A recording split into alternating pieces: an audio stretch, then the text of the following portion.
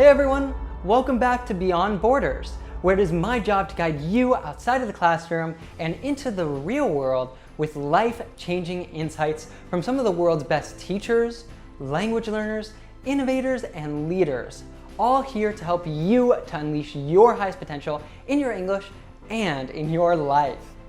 Now, for most learners out there, if you want to learn English, usually you would look for English schools in your neighborhood. You'd go there and you would sign up for classes. And what they would do is they would pair you with a teacher. Now the problem is that you are stuck with whatever the school gives you. Maybe his or her teaching style doesn't really align with your learning style. Maybe there's just not great chemistry between you and him or her. That's why in this lesson, you will learn how to find the right teacher for you online and learn from the comfort of your own home.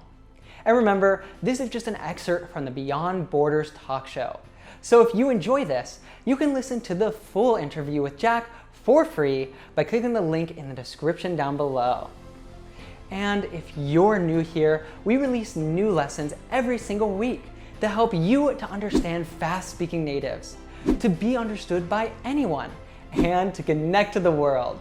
Like Nan, who says that they aren't just learning English on our channel, but they are also getting a mindset for success. And you will too, so join our community of real lifers by hitting that subscribe button and the bell down below, and you won't miss a single new lesson. That said, Jack, welcome to Beyond Borders. Thank you for having me here, Ethan. It's good to be here. Yeah, I think you can start on YouTube and find a YouTube teacher who you vibe with. A lot of teachers offer one-to-one lessons. Some don't. So obviously, but not every teacher who's on YouTube wants to or is teaching one-to-one lessons. So I think that's a good place to start. Support the independent teacher. And then you can also check out platforms like italki as well, where there are so many English teachers on there. Some offer low-cost initial lessons. So a lot have a video as well. So you can watch their video and just see, okay, this is somebody who I can work with or not. And then, have a look around. Like you say,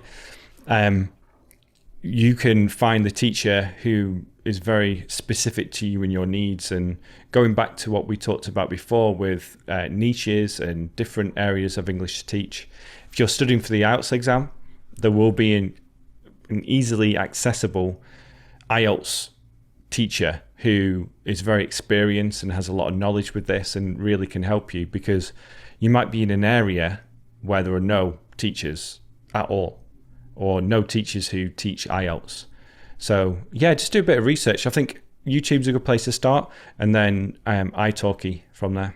Yeah, I've used italki a lot in my own learning. So that's a great website, because when you go, you can get like a professional teacher who actually has like a degree, or you can just get professional.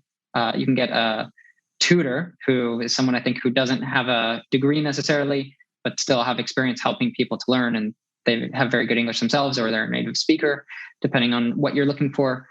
But one of the things I've found really useful, either doing that or something else I've done, is use local websites, which can be good if you're actually living in a country where the language you're learning is spoken. But either way, something I found really useful is trying multiple teachers. So book like a few classes, when you're first starting out, book a few classes over the first couple of weeks with different teachers. I'd say at least 3, possibly more, depending how many you find that you think could be a good fit. And just see, I think on italki too, a really common thing is that you can take trial classes. So it'll be much cheaper. It's probably just like 30 minutes, but see, who is the best fit for me. You're going to be much more successful when you kind of have a batch of teachers that you can choose from, right? Yeah, definitely. Yeah, you can go out there, try a bunch of teachers and see which one works best with you. I think that's kind of like the beauty of this thing, that now we have so many teachers online, is that really it's easier than ever. You have that paradox of choice a little bit, but it's easier than ever to find someone who's going to be a great teacher for you. It was the biggest one for me was Anki, and which is the spaced repetition software, and also the repetition of phrases, which I've taken on and adapted And that's what I focus a lot on with the ToFluency channel. So it was the ear for it. So if I getting a little bit more specific, Idausa Ness, who he does the songs and really focuses on the sounds of a language. So I did that with French. I took a course with him with French, but I applied those methods and started to learn with your favorite TV show, Friends. In Friends in French, you mean? No, in Spanish now. In Spanish, gotcha. Yeah. So I took audio recordings from the show, slowed them down, repeated them, and then went to normal speed and then repeated them again. And the reason I chose Friends was because your reasons too, it's so conversational, it uses the everyday language, and the way that they dubbed it into Spanish really worked for me. So I was impressed with the dialogues and the type of language that they used when they took it from English to Spanish. So was that Castilian Spanish or South American Spanish? Castilian. You ended up learning Castilian, okay. Yeah. So that really helped. That really pushed me on. And then the other one was listening as much as possible, but comprehensible input. So this is the Stephen Krashen territory. And a lot of people talked about this too, where you think about your level, you go just a little bit above it or around that level, and then you listen as much as possible to things that interest you and things that you can understand. Right. And I did that with kind of like that stretch. You have to like stretch yourself a little bit. It's kind of the same theory as in sports, right? Yes. And it's just going at your level works for me as well. But I did that through Friends, so lots of listening with Friends, and also news as well. I found that the news was a great way for me to bridge from that not being able to understand anything or hardly anything to then go into the next level where I have that base on which I could build. So listening to the news and Friends really helped me. That's really, really amazing. I haven't heard anyone actually apply Idausa's method to like a TV series, but that does make a lot of sense. It's interesting because I kind of had that same period in my language learning where he was one of the people I followed. And I did part of his Spanish course as well and tried to like apply that to other languages. So that's definitely, I think it's called the mimic method. That's definitely a really great technique for people to check out. If you could create a video or say, give a TED talk even that every English teacher in the world would see, what topic do you think you would choose, or what would kind of your key message be? Yeah, I think I'd probably stick with two: the comprehensible input, the listening that we've talked about, and getting as much listening practice as you can, and then it would be the imitation method. The one I've adapted a little bit. I call it the LRRT method: listen, repeat, record, and compare. Where you take audio phrases, you listen to them just one at a time. You repeat them and record them on your phone maybe. And then you compare the original audio to your version. And then you can adapt what you do with your mouth in order to make the right sounds. Sometimes it's like where you have the informal pronunciation or relaxed pronunciation, the linking together, and just to practice that. But the reason I did it with Friends as well was to not just to get the sounds and to produce the sounds, but then also to get the phrases that people use in everyday life. So, the getting those on repetition and then being able to flexibly adapt them so that you can change parts of that sentence in order to express yourself more freely.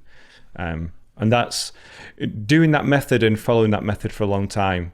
It made me realize just how effective certain methods can be versus doing something else where, for me, it's studying grammar can help build up that understanding, but sticking with that, it doesn't really allow you to internalize the phrases and the language and get used to the sounds and be able to express yourself freely in a flexible way too.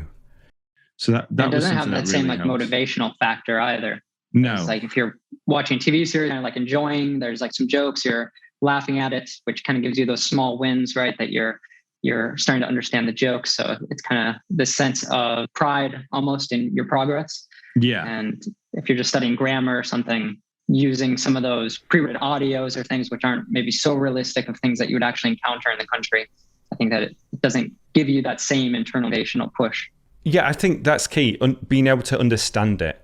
Because then I would watch different TV series in Spanish as well when I was in Spain. And it was just that frustration of not being able to completely understand what was happening. You pick up certain things, but it's difficult to really get that relaxation and just saying like, oh yeah, I can understand what's happening here.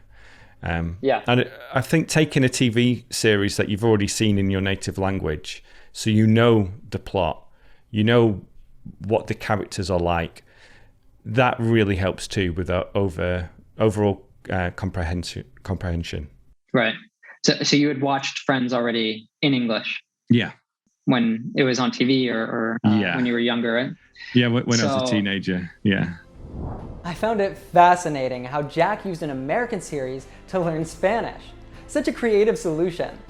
Well, thousands of English learners from around the world are also discovering this timeless series to be one of the best tools available to understand fast English and American culture. We will make it super easy for you to learn with friends, and you will have a ton of fun with our Fluent with Friends course. Every week, you will get PDF power lessons explaining all of the most important vocabulary, pronunciation, and every joke. You'll also get vocabulary memorization software, so you never forget it. And you get access to the Fluency Circle global community, where you will practice what you learn and make friends from around the world. The best part? You can try it for free right now with our 3-part masterclass. Just click up here or down in the description below to sign up. Yeah, it's the same for listening resources as well, where it's that you can sometimes feel overwhelmed by, which video am I going to watch today? What am I going to listen to? But if you can find, I tell my students to really take your time to find the best listening resources for you and your level right now. A graded reader is a great example where you can get an audiobook, which is perfect for your level. And then it's just amazing that we have access to it all now. Because I remember when I was learning Spanish and took a mini course at university, I couldn't go online and listen to Spanish. It was all through the CDs that you got in the books that you had to buy from the course. Maybe they're not all, you can't throw the baby out with the bathwater, but a lot of them, I know that I even used, when I first started teaching, I had to use these in my classes, and it's just like the dialogue was horrible. It just was not at all what you would actually encounter, if you were going to an English speaking country or traveling or anything like that. So I know they're made to kind of give you the vocabulary and stuff, but it's much better nowadays that you have access to so many. They're like audiobooks, like you were saying, graded readers that are actually like made for English learners, or just watching. Like I loved like your advice for learning with a TV series like Friends, actually like, using an audio program to slow it down, or just watching some videos on YouTube. I think like vlogs can be a really great thing too. If you have a more advanced level, you can actually watch vlogs. Yeah. I made a video on that years ago on vlogs when they first started becoming popular. But they're still there. Lots of people still vlog all the time. So yeah, it's good because you get that repetition. TV series I like because of the repetition of characters, the voices, the accents, the language as well. I think the repetition really helps in those cases.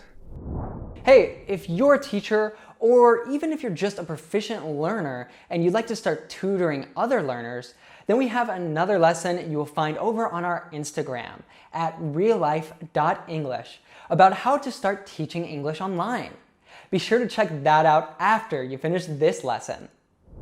Find the right audio that you think is best for you. Find a teacher who works for you, and just be curious. Like, go out there and explore all the different channels and Instagram accounts. Find some teachers with, a lower amount of followers.